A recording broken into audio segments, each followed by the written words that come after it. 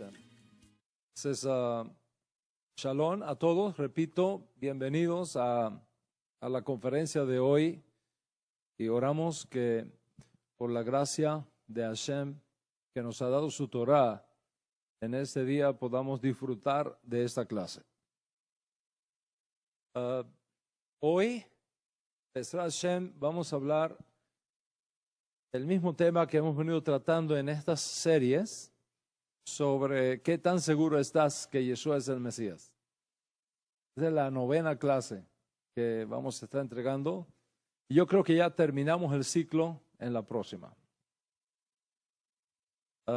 ¿Qué tan seguro estás que Yeshua es el Mesías? Lo que hay detrás de esta pregunta es una serie de objeciones contra Yeshua, porque supuestamente el Mesías tiene que eliminar las guerras, tiene que eliminar la muerte, tiene que eliminar las enfermedades del mundo, tiene que eliminar el hambre del mundo.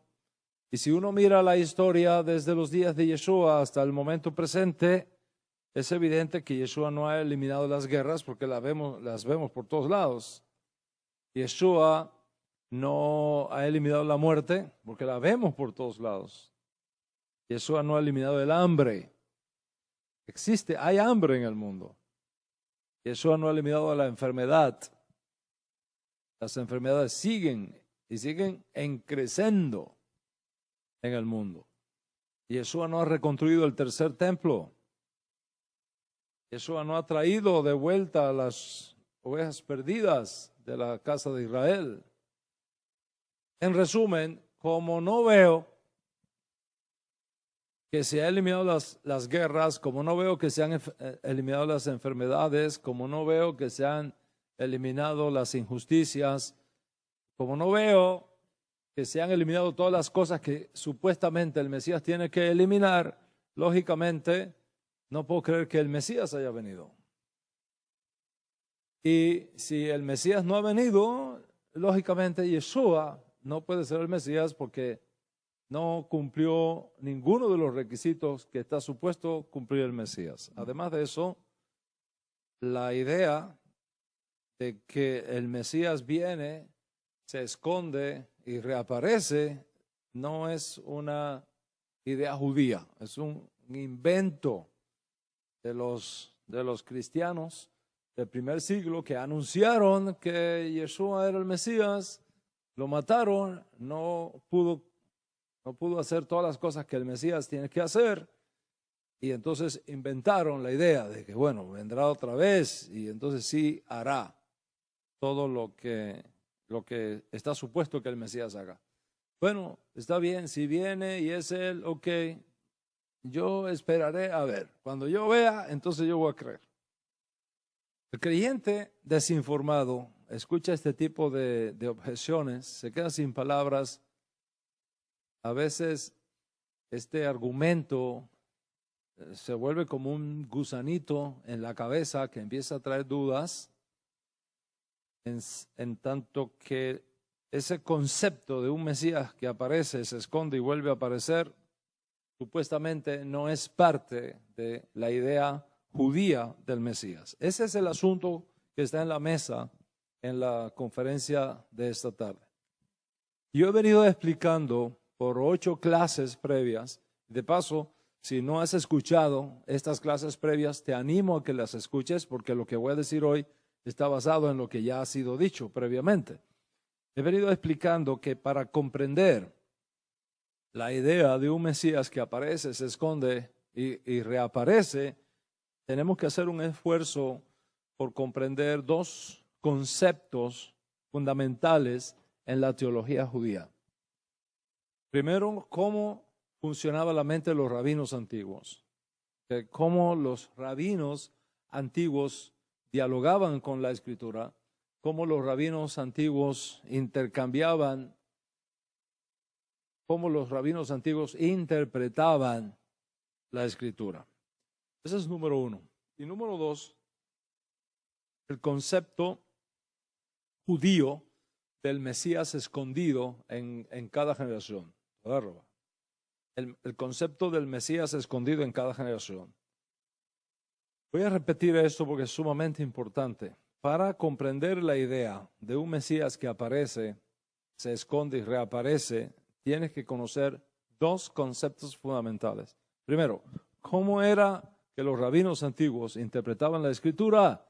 Y segundo, la teología judía del Mesías escondido, que es conocido desde antes de la creación, pero que está esperando, según algunas fuentes judías, en las puertas de Roma, esperando su revelación al pueblo judío, según designio del tiempo perfecto de Dios Altísimo.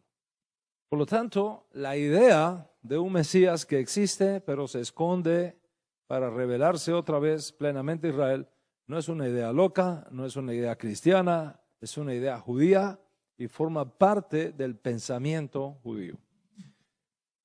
El judaísmo ha enseñado que en cada generación hay un Mesías escondido.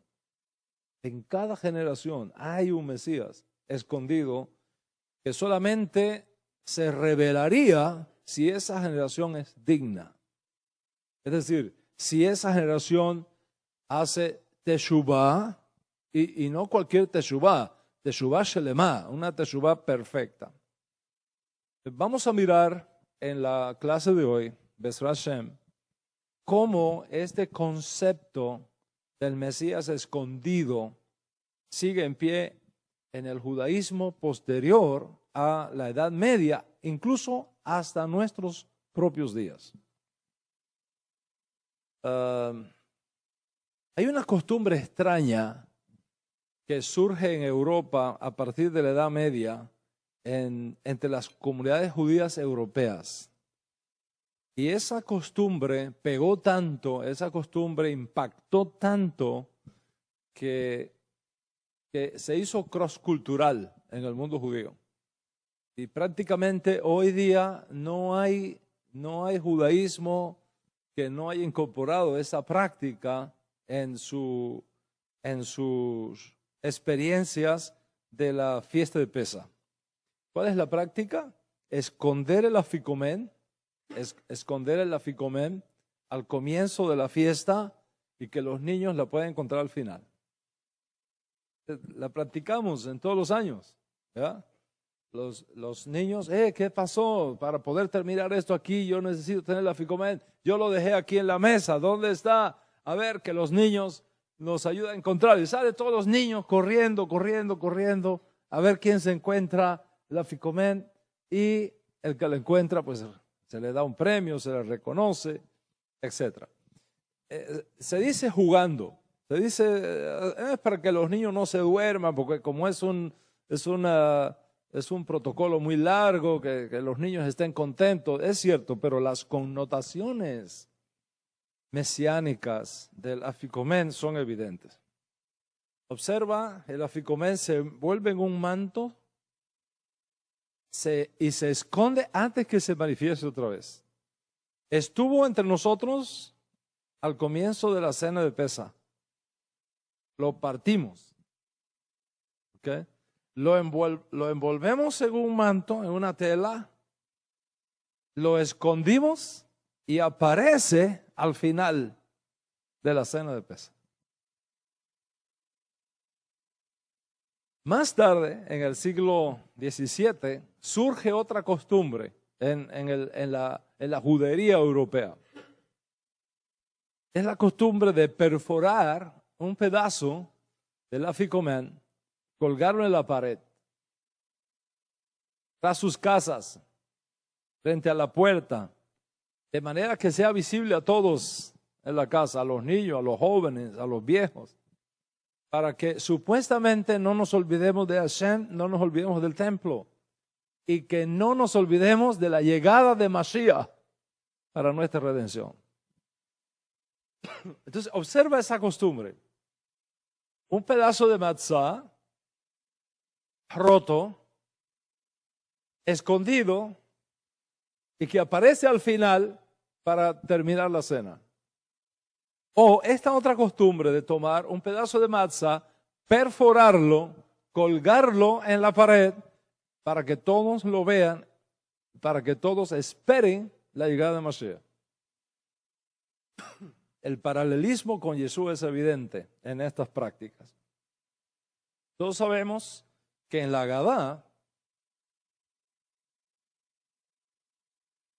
el pedazo de matzá escondido que reaparece es fundamental para completar todo el protocolo de Pesaj. De hecho, es lo más sagrado de toda la ceremonia. Es más, según las leyes de Pesaj, uno tiene que tener cuidado de no dejar perder absolutamente nada del aficomen. Ni siquiera se puede perder una migaja en la barba. Usted está comiendo, se cae una migaja en la barba, tiene que cogerla y comerse, no se puede perder. ¿Ok? No se puede caer en el suelo. No se puede caer en el mismo libro donde estamos leyendo la Agadá, el Seder. No se puede perder, hay que sacarlo. Y según las leyes de Pesaj, ese matzá roto representa al Cordero Pascual en todas las Agadot del mundo. En todas las Agadot del mundo. Es la imagen del Mesías escondido esperando revelarse, aun si no queremos darle ese significado, por las implicaciones evidentes que tiene con respecto a Yeshua. De hecho, el ritual de comer el aficomen escondido, ¿ok?, pero que al final de la cena aparece, lo llamamos safún. Safún, que quiere decir lo escondido. Y se come en silencio, con mucha concentración, sin bendición, hacia la medianoche, en total meditación. Y todos conocemos, todos los que vivimos en el mundo judío, pues conocemos la regla. Luego de la comida, del aficomen, no puede haber más comida, es el postre. No se puede comer nada más, no más cena, no más bebidas, excepto las últimas 2 copas que hablan de nuestra redención final. De hecho, hay una oración en arameo muy antigua para el momento de la ingesta del aficomen, que dice, y cito: estoy listo y preparado para comer el aficomen con la mira de unir al Hakadosh Baruj Hu y su divina presencia por medio de este guardián secreto y escondido a favor de todo Israel. La pregunta es, ¿quién es este guardián secreto que protege a Israel?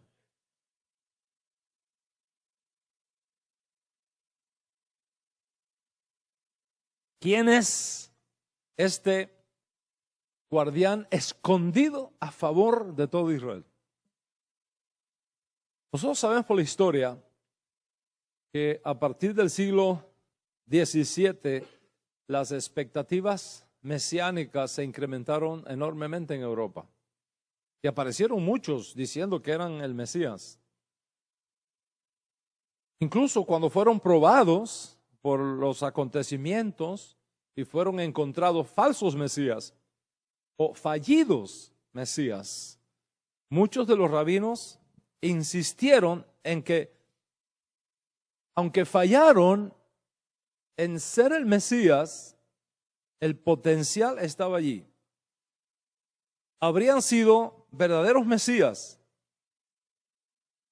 pero tuvieron que ser escondidos y solamente sus discípulos más devotos y fieles pudieron captar su verdadera identidad porque su generación no era digna.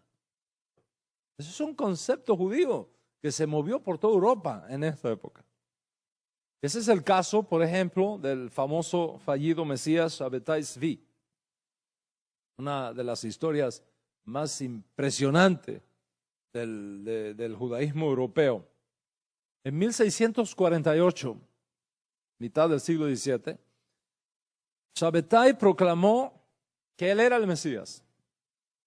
Llamó a sus discípulos, es un rabino muy importante en Europa, de origen turco, ¿ok?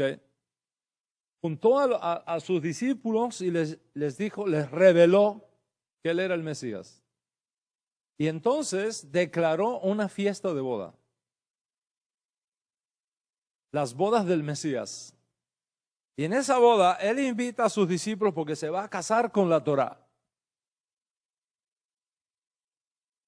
Y celebró un festival con sus discípulos por toda una semana. Por supuesto, la redención no ocurrió. Pero sus seguidores crecieron enormemente. En otras palabras, las apuestas en la Bolsa de Valores de Londres se fueron a las nubes. La mayoría de los rabinos de esa época dijeron, no es el Mesías. Hay que decirlo. La mayoría de los rabinos dijeron, no, no es el Mesías. Pero algunos rabinos dijeron, un momento, es el Mesías.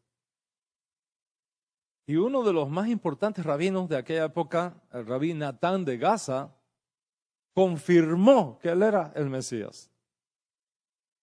Y para el año 1665, la mayor parte de los judíos del mundo, especialmente en Europa, esperaban la redención de Israel a través de este Mesías de origen turco. Es más, se prepararon para emigrar a Israel. Emigrar a Israel, a reconstruir el templo, a reconstruir Jerusalén. Miles de judíos, no estoy hablando de 2 o 3, miles de judíos vendieron sus posesiones. Abandonaron sus casas. Hicieron planes para hacer aliyá. Se prepararon para emigrar a Israel. ¿Y qué hizo Sabbatai? Se fue para Israel también. Solo que tenía que atravesar por Turquía. Y en Turquía lo sorprendieron el ejército de los turcos. Lo tomaron preso y le dieron a escoger entre convertirse al islamismo o cortarle la cabeza.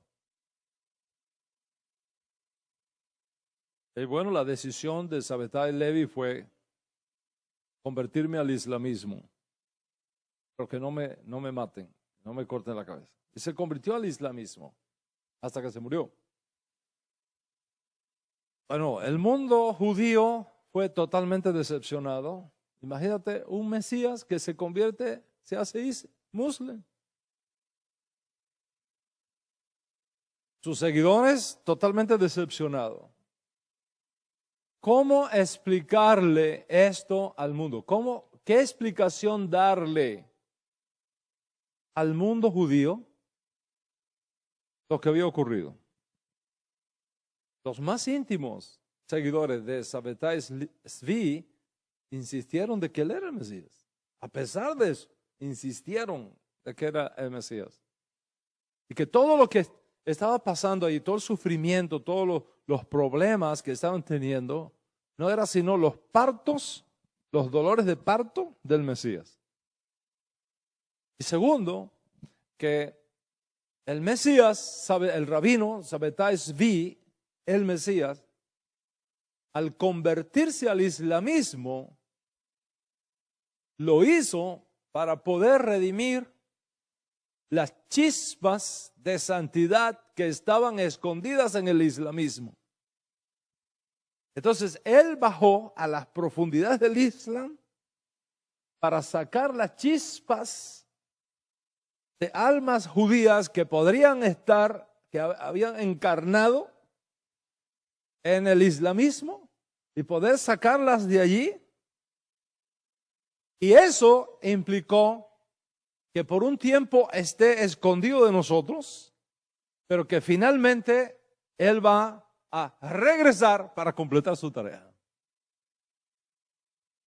Y según la teología sabetana, la ocultación del Mesías le fue revelada a su más íntimo discípulo, el rabino Natán, por dos mensajeros celestiales. Uno se llamó Yahshua y el otro se llamó Caleb. Los dos asistentes de Caleb que reencarnaron y le revelaron el secreto. ¿Cuál fue el secreto? Que le revelaron el alma encarnada de Caleb y el alma encarnada de Yahshua a este rabino Nathan. Este fue el mensaje. El alma de tu maestro, el Mesías Shabbatai, fue escondida. Fue escondida hasta el día de la expiación, para el tiempo de Neilá.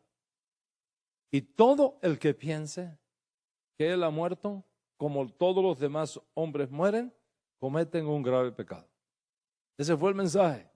Y esa fue la respuesta que dio el judaísmo shabbetano al pueblo judío después de aquellos incidentes. ¿Qué decir?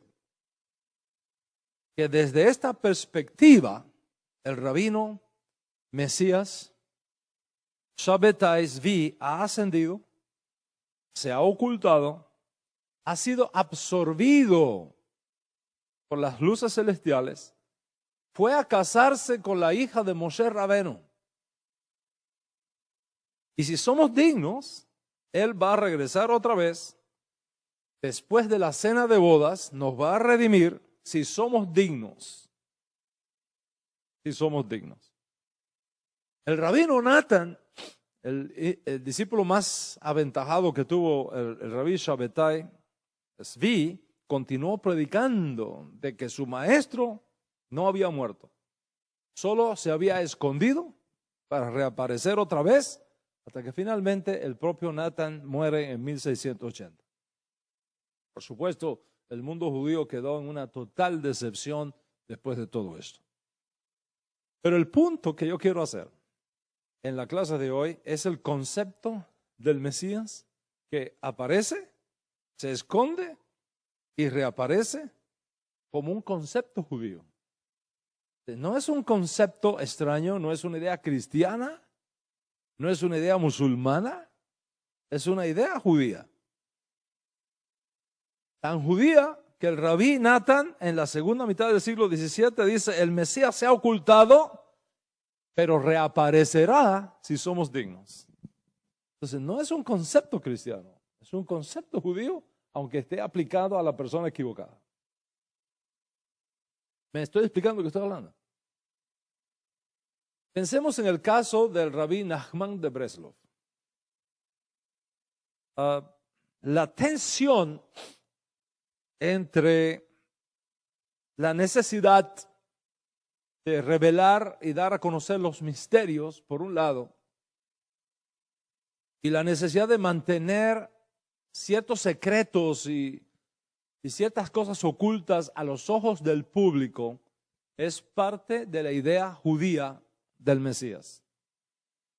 De hecho, una de las características dominantes en la mística judía en general y de los movimientos mesiánicos que han tenido lugar en nuestro pueblo en particular es precisamente el concepto del Mesías escondido.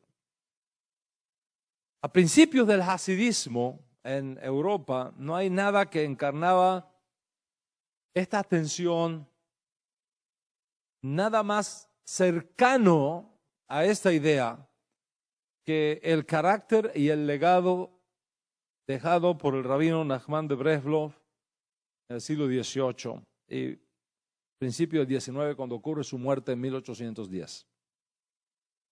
Cuando uno estudia la vida del rabí Nachman de Breslov, se sorprende de muchísimas cosas que en el público no se conocen. Y una de las cosas que sale a la luz cuando uno estudia académicamente la vida del rabí Nachman de Breslov es precisamente esta idea del Mesías escondido. La idea de la redención que está operando a espaldas de la gente. La idea de la redención que se está manifestando en secreto. y que juega un papel central en el mundo del Rabí Nachman de Breslau. Los discípulos del Rabí Nachman de Breslau nos hablan de un manuscrito que el rabino escondió lejos de la vista de los no iniciados. Y sabemos incluso de otros manuscritos que él supuestamente escribió, pero que después por alguna razón desconocida mandó quemar.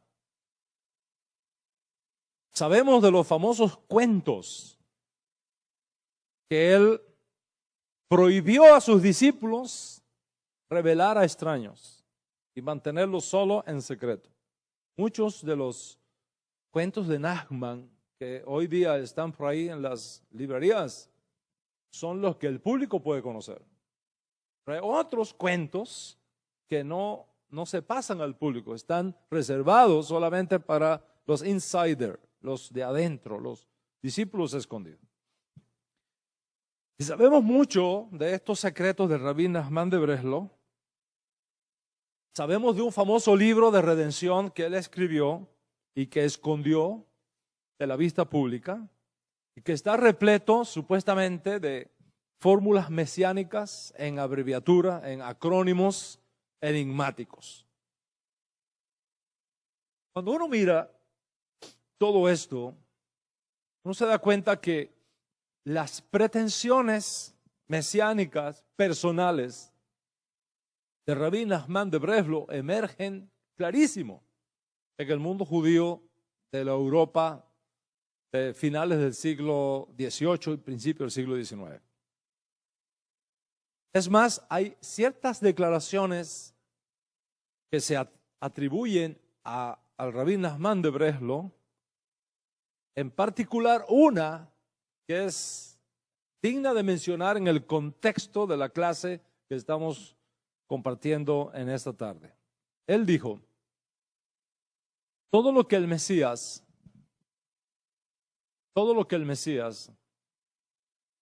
pueda hacer para beneficio de Israel, yo también puedo hacerlo.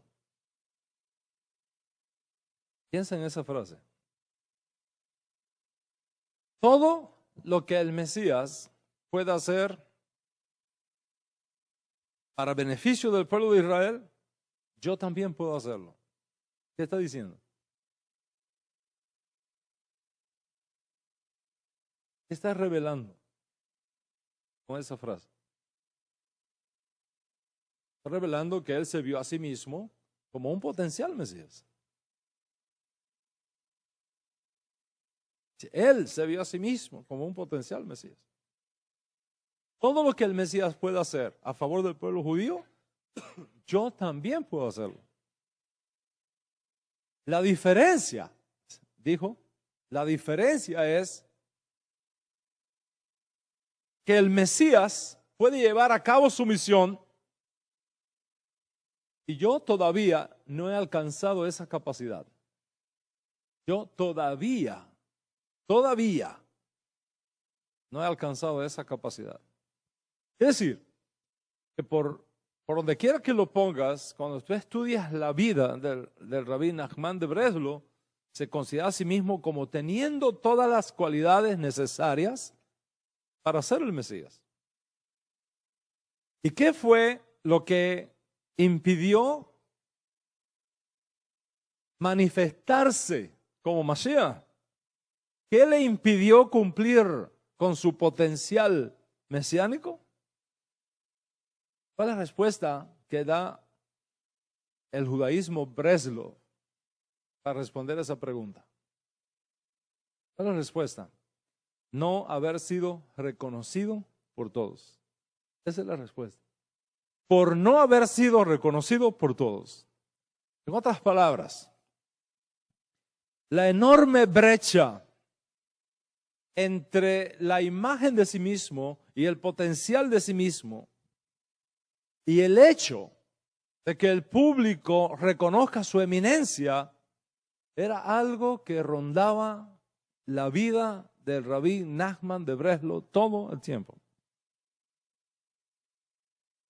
En su opinión, en su opinión, él era no solo el más grande sadik de su día, pero era el más grande sadik de todos los tiempos.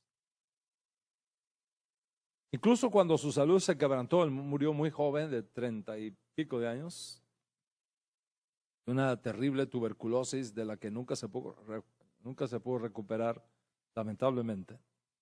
Cuando su salud se deterioró y sabía que el final de su vida estaba cerca, nada de eso lo desesperó. Tal vez no cumplir su misión mesiánica en su vida, pero ¿qué dijo? Mis enseñanzas seguirán teniendo mayor influencia después que yo me muera. Mis enseñanzas tendrán mayor influencia después que yo me muera.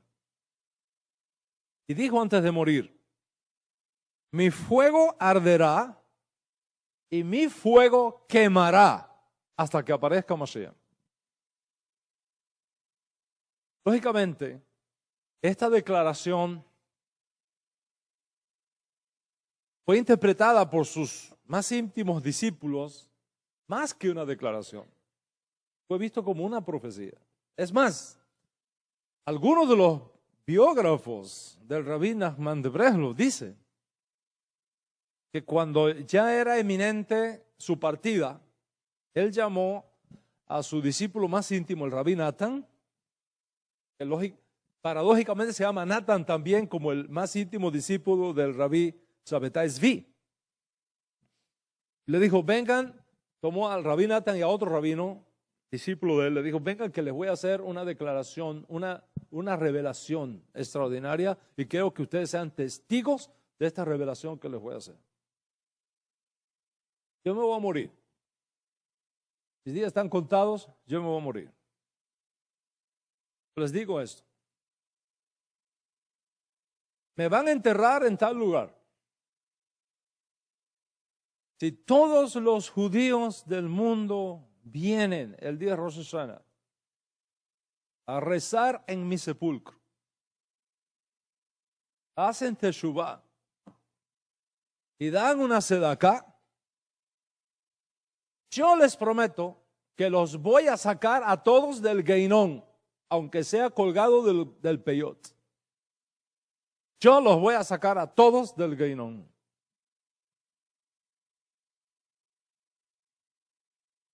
Tremenda declaración. Para los Breslov, su maestro no ha muerto realmente. ¿Cómo lo explican? Está escondido en un nivel superior y es por eso que todos los años van a su tumba en Uman, la antigua Unión Soviética, hoy día Ucrania, esperando cada año ir allí para que el Rabí Nachman le perdone todos sus pecados. Y le dan vuelta a la tumba, cantan, encienden fogatas y le dan vuelta a la tumba, invocan su nombre para que les perdone todos los pecados. Absolutamente convencidos de que el Rabí Nachman los va a sacar, si es necesario, del Geinón. Y usted puede mirar, no hay un solo Breslov que no le rece a Dios si no es por los méritos del Rebbe Nachman.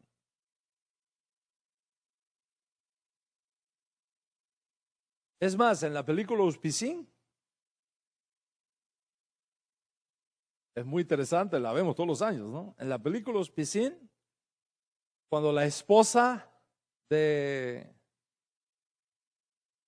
protagonista, de Moshe, está rezando por un milagro, ella invoca los méritos del Rabí Nachman de Breslov para que ese milagro se dé.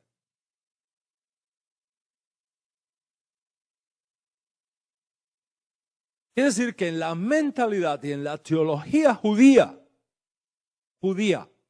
de la secta Breslov, el mundo judío se va a convertir finalmente en Breslov. Todos se van a hacer Breslov. La supremacía de Rabbi Nachman. Sigue siendo él su maestro, su guía espiritual, y forma parte de su concepto de la redención mesiánica, aun cuando ahora el Rebbe está escondido por un tiempo. Dicho de otra manera, el mensaje del Rabbi Nachman y la redención mesiánica son las dos caras de una misma moneda. Observa que es un pattern. ¿Cómo decimos eso? Es un patrón en la teología judía. Nos encontramos ahora aquí otra vez con la idea de un potencial Mesías que sufre, mas no por sí mismo, sino por Israel, que no es reconocido, que se esconde, pero que llegará un día cuando todos le reconocerán y cuando todos seguirán su enseñanza. Constantemente nosotros nos encontramos eso en la teología judía. Vamos a acercarnos un poco más acá a nuestra generación. ¿Qué tal la idea judía de un Mesías oculto en pleno siglo XX aquí en Estados Unidos? Me estoy refiriendo al rabino Menachem Mendel Schneerson, séptimo Rebbe de la septa judía Lubavitch. Su sepulcro está con nosotros aquí en New York, donde yo tengo mi clínica. Está casi en backyard, en el patio, donde nosotros tenemos nuestra clínica en New York. Esta idea de un potencial Mesías que muere sin haber redimido totalmente a Israel se interpreta entre los Lubavitch exactamente con el mismo concepto. Un Mesías que aparece como potencial Mesías, no es reconocido, sufre, muere, pero está escondido esperando el momento de su reaparición. Y eso fue aplicado también al Rebbe Mendel Schneerson aquí en Estados Unidos. A diferencia del rabino Sabbatai Zvi, Menachem Schneerson nunca se proclamó expresamente como Mesías, pero sin embargo no siempre desalentó a sus seguidores sobre este hecho. Porque cuando uno estudia la vida del Rebbe Schneerson, mientras se acercaba la hora de su muerte, él sugirió calladamente que él era el prometido Redentor. Basta leer su discurso de 1991, de unos años antes de su muerte.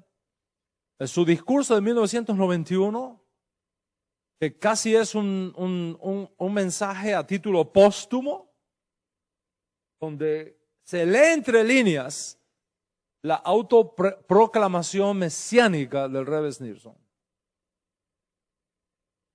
Él declara en ese discurso a sus miles de seguidores, decenas de miles de seguidores, que él había hecho todo lo posible para estimular a los judíos del mundo a trabajar activamente en la redención mesiánica, e insta a todos sus seguidores a hacer el resto. ¿Y qué dijo? Dijo: ahora les toca a ustedes hacer todo lo posible para traer a Mashiach aquí, ahora y de inmediato. Ese fue su mensaje. Yo he hecho ya todo lo necesario. Ahora les toca a ustedes hacer sus discípulos, ¿no? Ahora les toca a ustedes hacer todo lo posible para traer a Mashiach aquí, ahora, de inmediato. Y en otra parte del discurso, él dice, Mashiach ya está aquí. Y el proceso de redención ha comenzado a desarrollarse. Solamente hace falta que abramos la puerta para que Mashiach entre y se revele.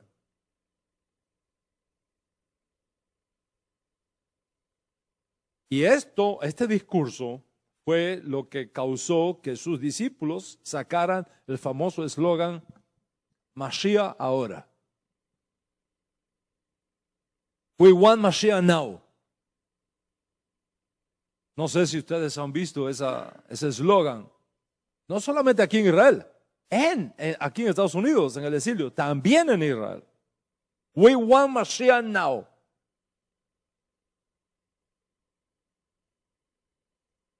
Queremos a Mashiach ya. Ahora. Ashaf.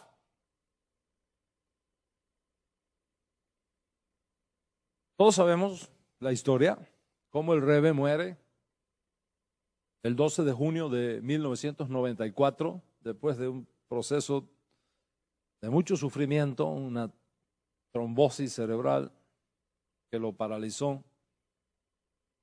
¿Cómo interpretaron los discípulos del Rebbe Schneerson sus sufrimientos cuando están en el hospital en New York? Dijeron, en él se está cumpliendo lo que dijo el profeta. Todos nosotros nos descarriamos como ovejas. Cada cual se apartó por su camino, mas Dios puso en él el pecado de todos nosotros.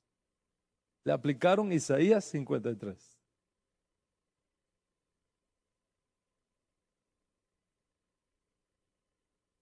Y encima de eso, lógicamente, la creencia de que el Rebbe sería el Mesías, que traería la redención a su pueblo, cambia completamente a raíz de su muerte. Cuando él muere, físicamente, sus discípulos comienzan a racionalizar, a filosofar acerca del significado de su muerte. Algunos de sus discípulos dijeron, no nos hemos equivocado. No nos hemos equivocado. ¿A qué se refiere? A una reunión de 1000 rabinos, Lubavitch, que hicieron una convocatoria, se reunieron en New York y declararon oficialmente que el Rebbe Schneerson era el Mesías.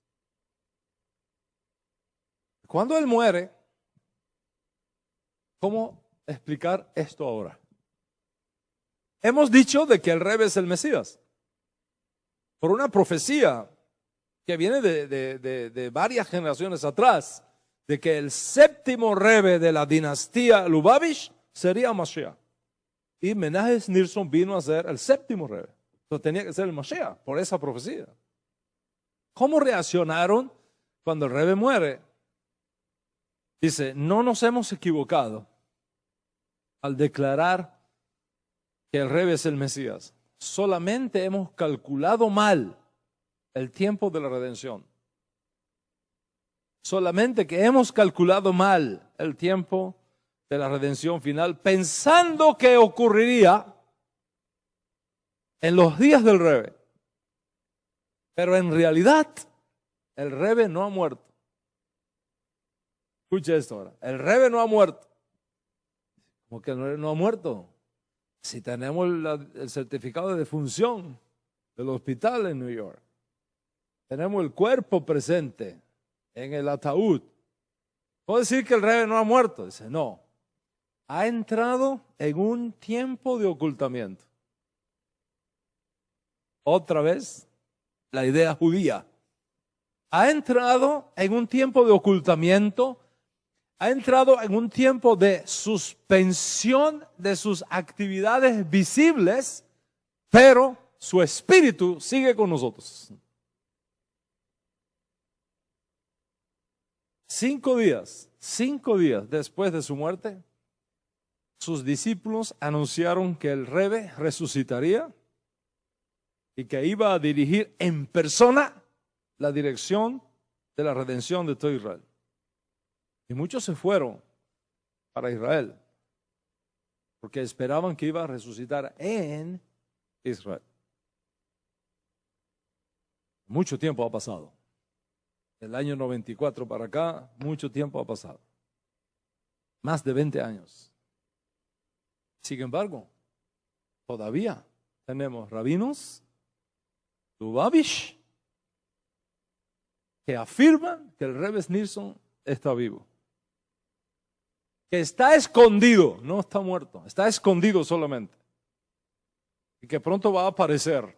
Es más, los más íntimos seguidores del Rebbe Schneerson no encienden la tradicional luz de Yarzeit en memoria de su muerte, ni lo han reemplazado por otro Rebbe.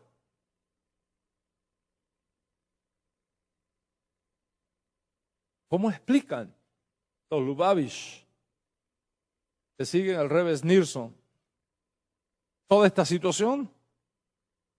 El Rebbe solamente está oculto, pero que sigue vivo. Es más, que puede recibir rezos, que puede recibir oraciones en su propia tumba. Y todos nosotros sabemos que hay miles y miles y miles de personas que todas las semanas pasan por el ojel del Rebbe con sus peticiones escritas y las tiran encima de la tumba. Es más, hay páginas de Chabad que tienen una sección donde usted puede escribirle un email al Rebbe. Sí. Usted puede escribirle, entra, clic, escribe un correo electrónico al Rebbe, ellos lo reciben, lo imprimen, lo colocan encima de la tumba y después cuando reciben respuesta del Rebbe, usted va a recibir un correo de vuelta diciéndole qué es lo que el Rebbe le está aconsejando. En otras palabras, el Rebbe Schneerson no ha muerto, está escondido y es capaz de responder a las necesidades más apremiantes de sus seguidores, como tenía por costumbre hacerlo cuando estaba vivo. Esa es la situación que nosotros vemos. O sea, cuando tú pones todo esto en perspectiva, nos encontramos vez tras vez en toda la historia judía seguible, en toda la historia judía verificable, el mismo concepto. Un potencial Mesías que no es reconocido, se esconde hasta que llegue el día de su total aceptación y de su total reconocimiento. Compara esto con lo que está en la mesa en la clase de hoy y que hemos venido considerando en las últimas semanas. La idea de un Mesías que aparece, que se esconde y reaparece. Cuando esta idea se aplica a cualquier candidato, no hay ningún problema. El problema es cuando se aplica a Yeshua. Si se aplica a Yeshua, un momento, eso es una idea cristiana. La idea de un Mesías que aparece, se esconde y reaparece, eso no es una idea judía. Eso es un invento cristiano. Cuando tú tomas ese argumento y lo confrontas con la historia judía, con la realidad de la experiencia judía, con las enseñanzas de los rabinos judíos que han pasado por todos estos procesos de movimientos mesiánicos en nuestro pueblo a lo largo de los siglos, llegas a la conclusión de que esa idea de un Mesías que aparece, se esconde y reaparece no es ningún invento cristiano, es una idea judía, es un concepto judío y forma parte de la teología judía acerca del Mesías. Por lo tanto, cuando viene alguien para decirnos que Yeshua no puede ser el Mesías, que la idea expuesta por el rabino Shaul y los otros estudiantes de Yeshua de que el Mesías apareció, no lo reconocimos, lo rechazamos, se escondió y está retenido en el cielo hasta que nuestro pueblo lo reclame, y entonces aparecerá sin relación con el pecado para redimir a los que en él esperan. Y decir que eso es una idea cristiana es un insulto a la teología judía. Y es una falta de respeto al concepto judío del Mesías, que siempre ha tenido esta idea en todos los tiempos de nuestra historia de redención. Es evidente que tal objeción es más apologética que académica, porque hemos demostrado que tal idea no es una idea cristiana, es una idea judía formada dentro del escenario que dan estos dos conceptos necesarios para comprender el concepto, la idea. Primero, ¿cómo era que los rabinos antiguos dialogaban con la Escritura? ¿Cómo era que los rabinos antiguos interpretaban la Escritura?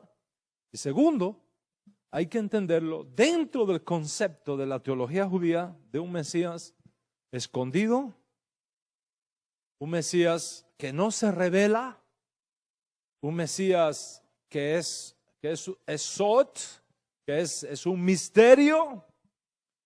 La idea de un Mesías que es conocido desde antes de la creación, pero que está esperando, según algunas fuentes judías, en las puertas de Roma, esperando su revelación al pueblo judío en el tiempo perfecto de Dios Altísimo. Consecuentemente, Rabotai, consecuentemente, la idea de un Mesías que existe, pero que se esconde hasta revelarse otra vez plenamente a Israel, no es una idea loca, no es una idea cristiana, es una idea judía y forma parte del pensamiento judío de todos los tiempos, desde el judaísmo del Segundo Templo hasta el judaísmo del pleno siglo XXI, donde ahora nos encontramos. ¿Cuántos están conmigo hasta acá? Vamos a mirar entonces las fuentes textuales usadas por los rabinos. No voy a mencionar el Nuevo Testamento, para nada. Porque si menciono el Nuevo Testamento caigo en un pensamiento circular. No voy a usar el Nuevo Testamento, no voy a usar el Código Real. Voy a usar la Biblia hebrea, la interpretación que de algunos textos de la Biblia hebrea han hecho sabios judíos y fuentes judías fuera del Nuevo Testamento que enseñan que el Mesías aparece, se esconde y reaparece. Pero ese es el tema de la próxima clase. Cuando vamos a terminar esta serie de 10 lecciones sobre el tema, ¿qué tan seguro estás que Yeshua es el Mesías? Por supuesto, ni te pase por la mente la idea que al concluir esta serie se van a terminar las objeciones. Ni se te ocurra que eso va a pasar.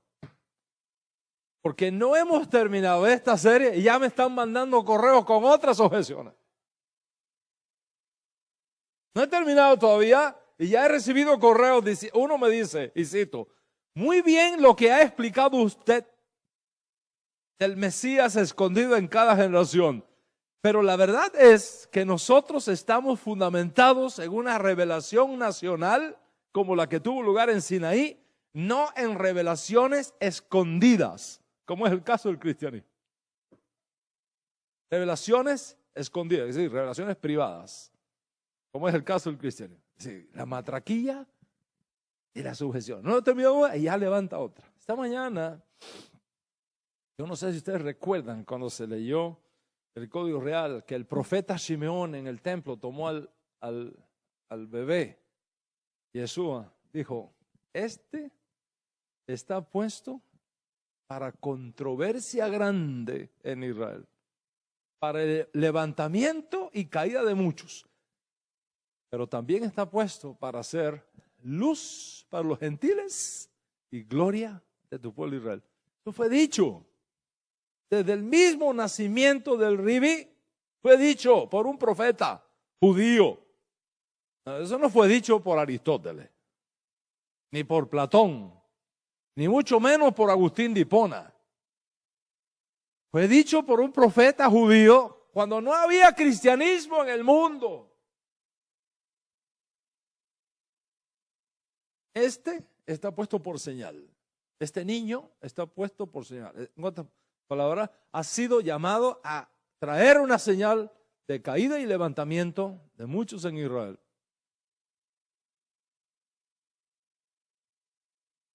Porque alrededor de él se va a levantar una controversia grande. Y será luz para los gentiles y gloria de tu pueblo, Israel. Y después conocemos la famosa frase de ya puedes llevar a tu siervo en Shalom porque han visto mis ojos tu Yeshua, tu salvación.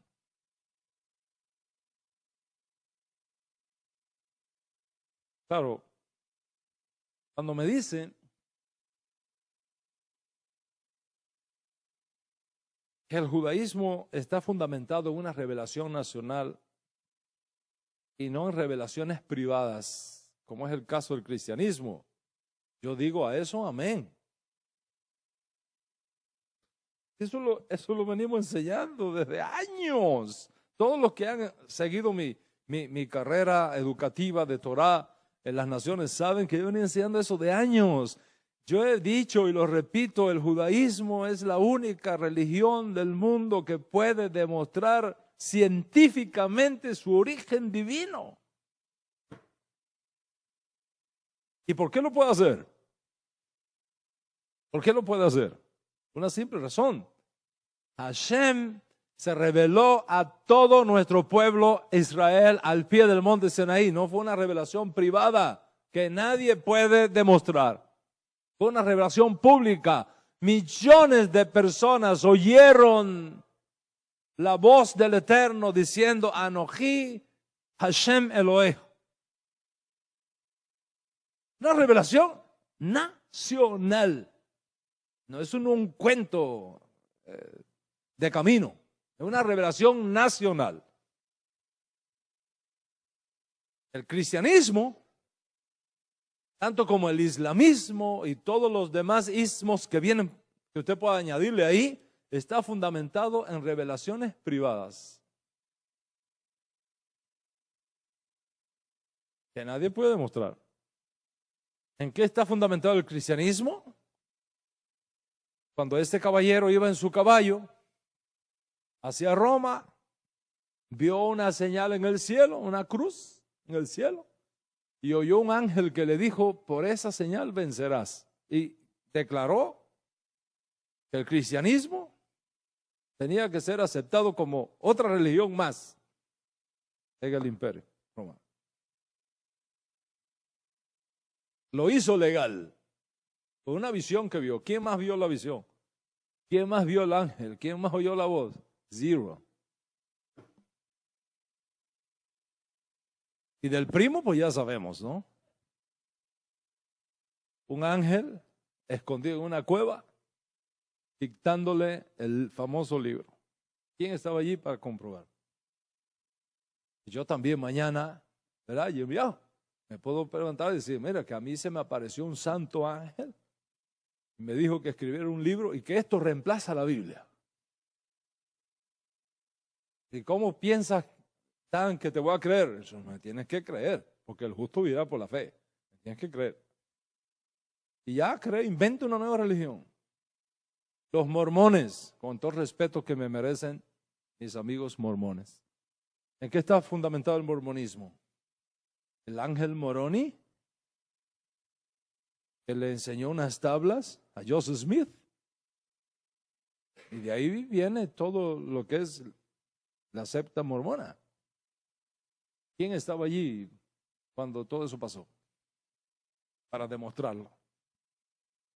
Cuando Hashem quiso revelar su Torah a nuestro pueblo de Israel, ¿cómo lo hizo? En pleno desierto, delante de todo el mundo es testigo aquí. Por lo tanto, si algún día Hashem va a quitar la Torah que allí nos dio, nos va a juntar a todos otra vez y les va a decir, señores, les tengo un nuevo libro. Y entonces cambiaremos la Torah. Mientras tanto, la Torah de Hashem es perfecta, es eterna y ni una yot pasará de la Torah hasta que todo se cumpla.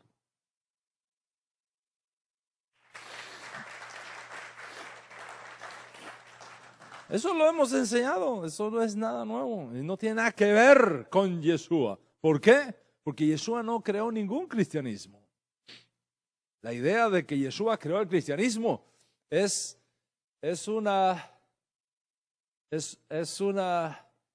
diversionismo histórico. Es una gravísima distorsión histórica. Yeshua HaMashiach no vino a inventar ninguna religión, no vino a crear una nueva religión, vino a confirmar la Torah, no a reemplazarla. ¿De qué estamos hablando, papito? ¿De qué me estás hablando? ¿De qué me estás hablando?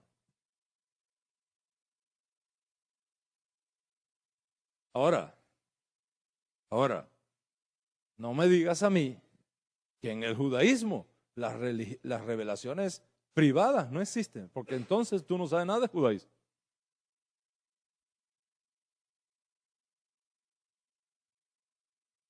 Y aquí es donde está la diferencia, la enorme diferencia entre el judaísmo y el resto de la religión. En el judaísmo tenemos revelaciones privadas. Te voy a hacer una. Dios dice la Torah, Lech Lecha. ¿Qué cosa es Lech Lecha? La parasha Lech Lecha. ¿De qué trata Lech Lecha? ¿De qué trata Lech Lecha? Cuando Hashem le dice a Abraham, se le apareció a Abraham y le dice, deja tu casa, tu familia, tu tierra y vete a la tierra que yo te mostraré. ¿Tú estabas allí? ¿Tú lo oíste? ¿Quién estaba allí para decirnos a nosotros que eso pasó? ¿Existen o no existen las revelaciones privadas en el judaísmo? ¿Existen? Moshe Rabenu. ¿Dónde estaba Moshe Rabenu? Cuando se le apareció un santo ángel en la zarza que ardía y no se consumía. En el desierto de Madián, ¿con quién andaba? Con Moshe Rabenu. ¿Tú estabas allí, Jeremías? No, tú no estabas allí, ni yo tampoco, ninguno estaba allí, no había nadie allí, él solo, solito, con ovejas, no había nadie. Y Hashem se le reveló. ¿Me vas a decir que en el judaísmo no hay revelaciones privadas?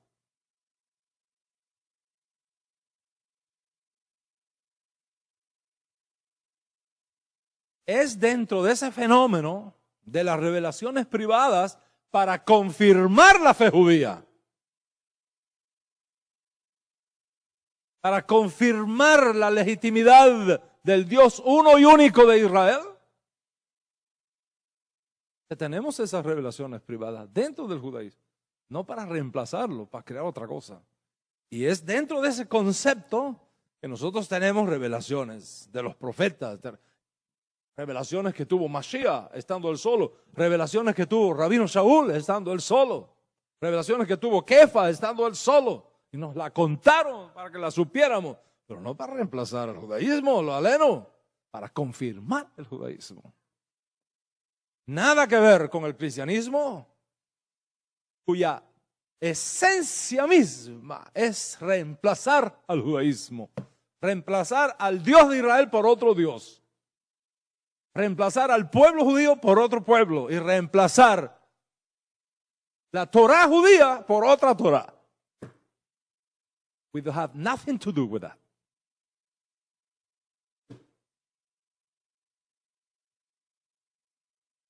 ¿Me entienden lo que están hablando? Oye, no me pellizca, hermano.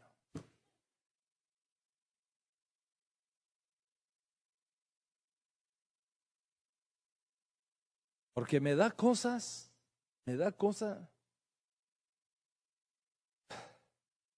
no sé cómo explicar lo que me da cuando yo oigo a un hermano nuestro de la casa de Israel echándole basura a Mashiach. Para mí, levantar la Shon Hara contra Yeshua es antisemitismo.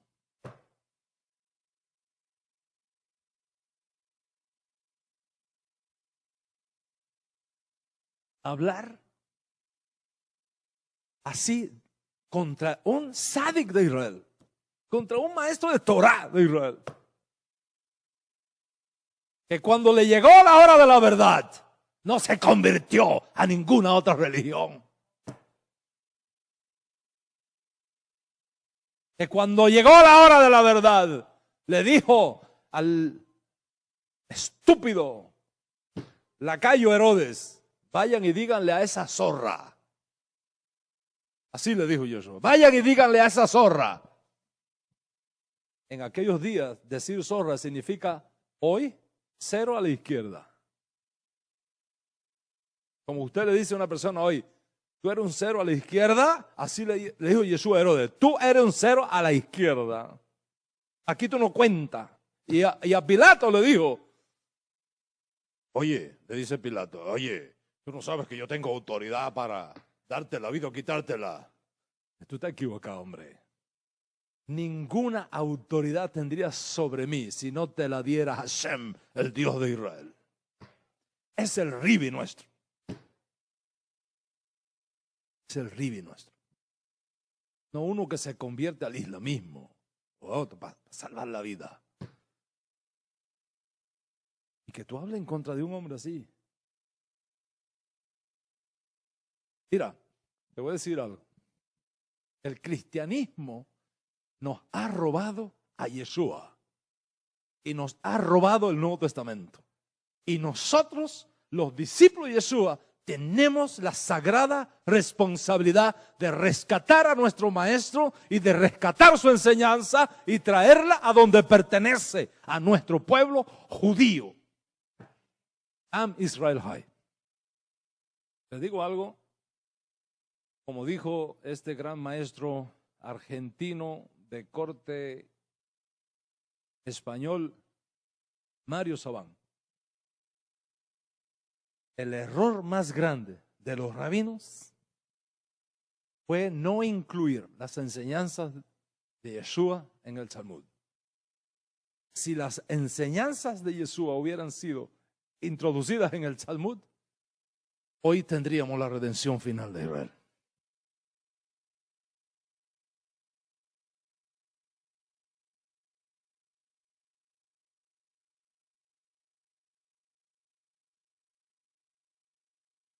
Yo creo y estoy convencido que Yeshua es el Mesías y dedico mi vida a defender su honor y a luchar por su retorno a nuestro pueblo judío como lo que Él es.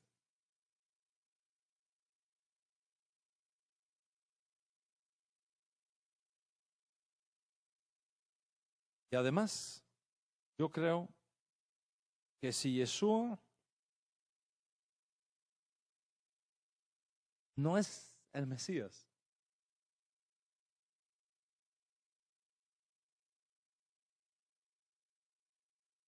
ya no tendremos más oportunidad de algún Mesías en Israel. Porque las condiciones históricas y políticas exigidas por los profetas para que el Mesías haga su aparición en Israel ya han pasado. Como le dijo un joven estudiante de yeshiva, que por cierto lo expulsaron en Israel, a su maestro, le dijo: profesor, voy a hacerle una pregunta. ¿Cómo es eso de que el Mesías va a entrar a Jerusalén montado en un burro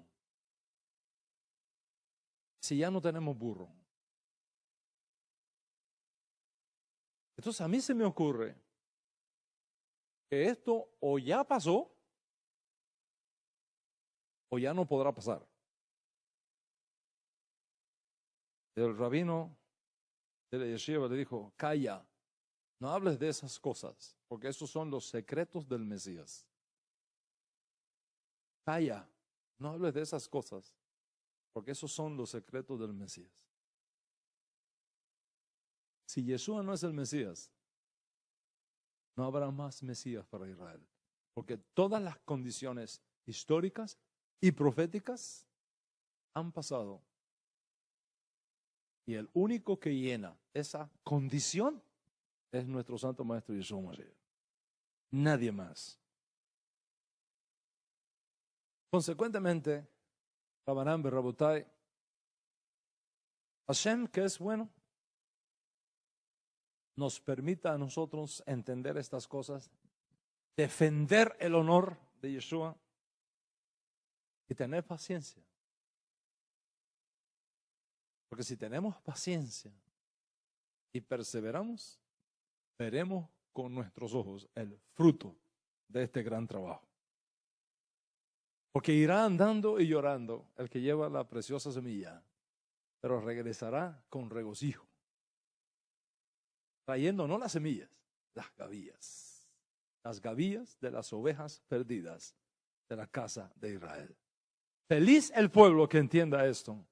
Feliz el pueblo que cuando su Señor venga nos encuentre trabajando así. Shabbat Shalom. 1, 2, 3.